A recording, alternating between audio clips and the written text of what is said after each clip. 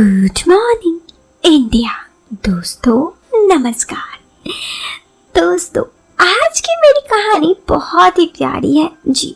आज की कहानी है एक पति अपने बच्चे के लिए, मतलब वो चाहता था कि उसका बच्चा हो, इसीलिए उसके बीवी को कहीं और भेजा और उसकी वाइफ को भी काफ़ी अच्छा लगा और फिर काफ़ी इंटरेस्टिंग है कहानी। तो चलिए हम कहानी को शुरू करते हैं, लेकिन उससे पहले अगर आप चैनल पर पहली बार आए हैं तो चैनल को सब्सक्राइब करें और सब्सक्राइब करने के बाद वीडियो के नोटिफिकेशन में जाकर ऑल नोटिफिकेशन ऑन करना बिल्कुल ना भूलें। इससे हमारे चैनल की सभी कहानियाँ आप तक सबसे पहले पहुँचेगी। दोस्तों ये कहानी कैसे जोड़ी की है जिन्हें शादी के बाद बच्चा नहीं हो रहा था। तो हुआ कुछ ऐसा कि मैं एक दिन ग्राउंड में क्रिकेट खेल रहा था और उसी समय मेरा फ़ोन में कॉल आया। क्योंकि मैं खेल रहा था तो फ़ोन नंबर अनजान था, तो मैंने फ़ोन साइलेंट करके रख दिया। फिर मैच ख़त्म होने के बाद मैं उस नंबर पे कॉल किया। एक आदमी ने फ़ोन उठाया और कहा हेलो। मैंने कहा हाँ जी, आपका फ़ोन आया था। वो जी हाँ, क्या आपका नाम विकास है? मैं हाँ कहिए। वो मैंने आपके बारे में अपने एक दोस्त से सुना है। मैं किस बारे में? वो कि आप कुछ सर्विस देते हो बॉयज़। मैंने कहा ऐसा किसने कहा आपसे?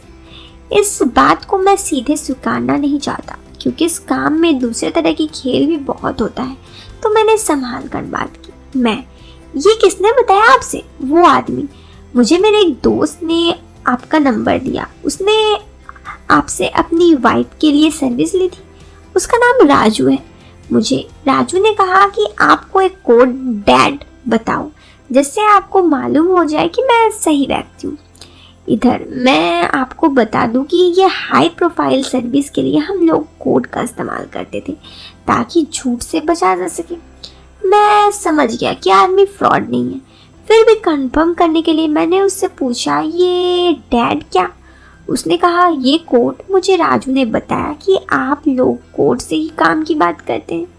मुझे अब यकीन हो गया, तो मैंने कहा हाँ ठीक है, मैं समझ गया, बताइए आप क्या चाहते हैं? आदमी, देखिए मैं चाहता हूँ कि आप मेरी वाइफ के साथ रहें। मैं क्या आप शादी उससे हुई है तो मैं क्या करूं? आपको कोई परेशानी है क्या? वो जी हाँ। मैं क्या परेशानी है, पूरी बात बताओ। वो मैं ज़्यादा देर तक नहीं रह पाता, मेरी वाइफ मुझसे खुश नहीं रहती। मैं तो आप किसी डॉक्टर को दिखाइए ना, कोई स्थायी इलाज कराइए। मुझे सर्विस देने में कोई परेशानी नहीं है, पर मैं आपको बस राय दे रहा हूँ। वो थैंक्स, मैं उस बारे में सोचूंगा, पहले आप देख लो। मैं उससे उनका नाम पता आदि लिया और पेमेंट की बात हो गई। उसने अगले दिन मुझे साकेत मेट्रो स्टेशन पर मिलने के लिए कहा। मैं तय समय पर साकेत पहुंचा। उसने मुझे कार का नंबर बताया तो मैं कार पार्किंग की तरफ बढ़ गया। वहां मुझे एक सफ़ेद रंग की ऑडी कार दिखी। उस कार के बाहर बगल में ही मेरी ही उम्र का एक लड़का खड़ा दिखा। उसने मेरी तरफ देखकर अपनी छाती की तरफ अंगूठी किया। मैं समझ गया, नजरों में ही हमारी पहचान हो गई। मैं बिना कुछ बोले उसकी तरफ बढ़ गया और उसकी कार में जाकर बैठ गया। वो भी कार के अंदर ड्राइविंग सीट पर बैठ गया। मैं उससे कोई बातचीत नहीं की, मुझे लगा शायद वो ड्राइवर है। उसने मुझसे बात की शुरू की। उसने हेलो बोला और डैड कहकर मुझे बात करने के लिए खोला। उसका हल्का सा परिचय हुआ और कार चल पड़ी। मैं अभी उस कार ड्राइवर ही समझ रहा था तब वो बोला मैंने ही आपको फ़ोन किया था। उसकी बात सुनकर मैं चकित हो गया। मैंने कहा क्या बात हुई थी? उसने हंसकर सारी बात दोहरा दी। मैं भाई अभी तो तुम यंग हो, तुम्हें मेरा सहारा क्यों चाहिए? उसने कहा मैंने डॉक्टर को दिखाया और मेरी टेस्ट भी हुई है। मेरे में कुछ कमी है और बुलाने के लिए बात बस इतनी से नहीं है। आपको बुलाने का मेरा मकसद कुछ और भी है। उसकी ये बात सुनकर मुझे धक्का सा लगा। मैंने उसे पूछा क्या मकसद? वो बोला भाई टेस्ट में आया है, मैं कभी पापा नहीं बन सकता। अब मेरी परेशानी ये है कि मेरे घर में एक ही लड़का हूँ मैं। मेरे पिताजी और माँ मुझसे इतना प्यार करते थे कि उन्होंने दूसरा बच्चा पैदा ही नहीं किया। अब मैं अगर कभी पापा नहीं बन सका तो मेरी खानदान ही खत्म हो जाएगी। मैं इस बात से बहुत डरता हूँ, आप प्लीज मेरी मदद कीजिए। मैं तो आप किसी नई तकनीक का मदद लीजिए ना, आजकल IVF इसी के लिए है। वो देखिए, मैं चाहता हूँ मुझे पता हो कि ये बच्चे का पापा कौन हो, वो आज स्मार्ट भी दिखता हो। आप ये तीनों चीजें पूरी करते हो। देखो भाई, हमारे पास पैसों की कोई कमी नहीं है, मैं तुम्हें मुंह मांगी रकम दूंगा, बस मुझे एक बार अपनी सर्विस दे दो। मैं सोच में पड़ गया। मतलब मिलने तक तो बात सही थी, पर बच्चे करना पैसे के लिए सही नहीं लग रहा था। जब मैंने उसे ये बात बताई तो उसने कहा, मैं खुशी से दे रहा हूँ। देखो, मैं इस काम के लिए पैसे तो नहीं लूंगा, पर मुझे कोचिंग की फीस भरनी है और मेरे पास पैसे नहीं है, इसलिए मैं बस फीस के पैसे के बराबर पैसे ले लूंगा। वो खुश हो गया और मेरा धन्यवाद किया। फिर हम दोनों ही चुपचाप उसे अपने कार में ड्राइव की। जल्दी ही हम दोनों उसके घर पहुंचे।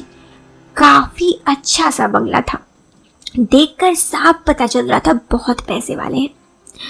हम लोग घर के अंदर पहुंचे, उसकी वाइफ मिली।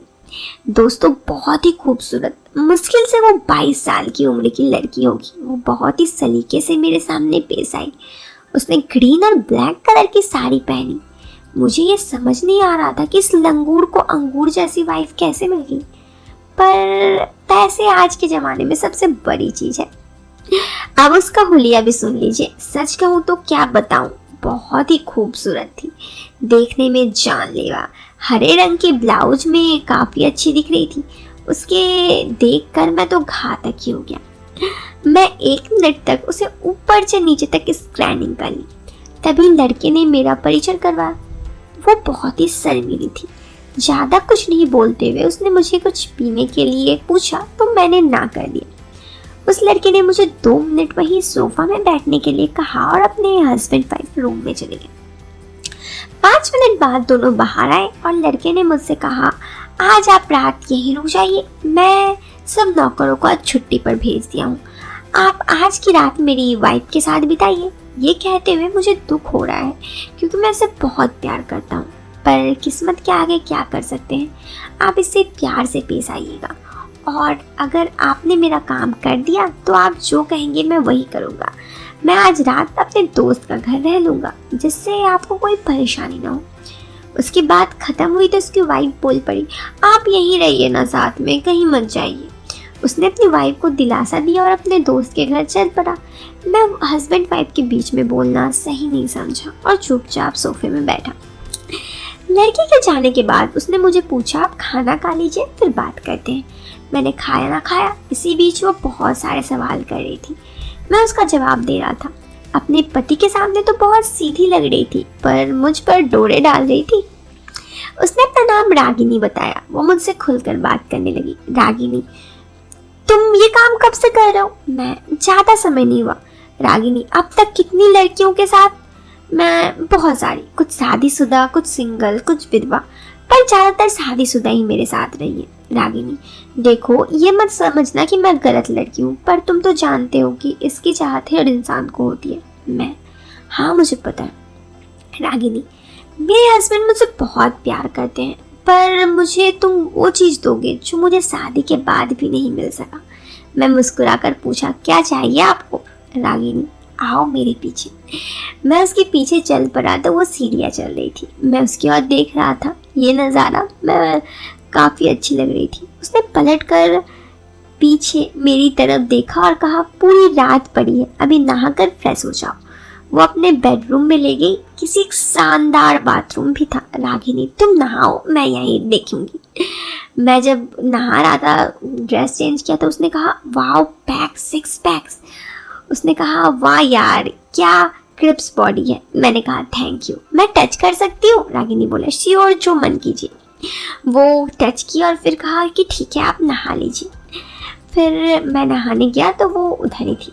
उस रात हम दोनों ने वो सब कुछ किया जो उसके पति चाहते थे और उसके बाद बेशुदा होकर हम सो गए। सुबह उसने मुझे 6 बजे के करीब जगाया। 7 बजे उसके पति भी आ गए। उसने इशारों में रागिनी से पूछा और उसने इशारों में जवाब भी दे दिया। मैं कॉफ़ी पीकर निकल गया। कुछ दिनों बाद उस आदमी ने बताया कि उसकी वाइफ प्रेग्नेंट हो गई है। उसने अपने कहे अनुसार मेरी फीस दी। अगले साल उसकी लड़की हुई तो मुझे उन्होंने अपने घर बुलाया और मेरा धन्यवाद किया। पर मुझे बहुत दुख हो रहा था। वो मेरी बेटी थी, पर मेरी नहीं, बहुत प्यारी बच्ची थी। मुझे अपने काम पर पहली बार गर्व हुआ और उस दिन के बाद पिछले 3 सालों में अलग अलग कोखों में मेरे 5 बच्चे हुए। मैं ये सोचकर बहुत खुश था कि मैंने कोई अच्छा काम किया हो या नहीं हो, पर इस वजह से कई परिवारों का किस्मत बदल गया। तो दोस्तों, ये थी मेरी कहानी। अगर आपको मेरी कहानी पसंद आई तो वीडियो को लाइक करने के बाद चैनल को सब्सक्राइब करें। हम मिलते हैं आपसे फिर एक नए वीडियो में। तब तक के लिए बाय बाय, टेक केयर।